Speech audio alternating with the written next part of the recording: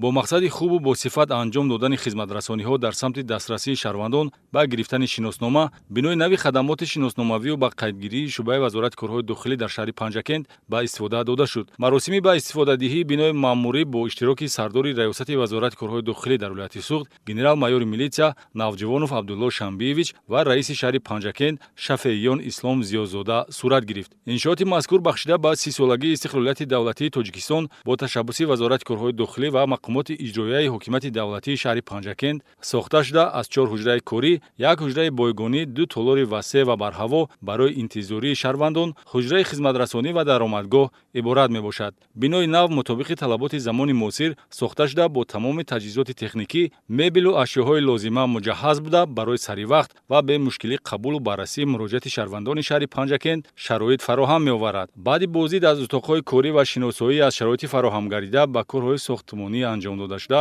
баҳои муносиб доданд. Зимни суҳбат бо ҳайати шахсии шуъбаи вазорати корҳои дохилӣ дар шаҳри Панҷакент аз ғамхориҳои пайвастаи пешвои муаззами миллат муҳтарам Эмомалӣ Раҳмон нисбати кормандони милитсия ёдоварӣ шуда, ифтитоҳи бинои навбунёдро тӯҳфаи арзанда арзёбӣ карданд. Таъкид гардид, ки дар ҷавоб ба чунин дастгириҳои давлату ҳукумати Тоҷикистон, кормандони хадамоти шиносномавию ба қайдгириро зарур аст сифати хизматрасонӣ ба аҳолиро хубтару беҳтар ба роҳ монда дар ҳама гуна ҳолат барои хизмат ба мардум омода бошанд.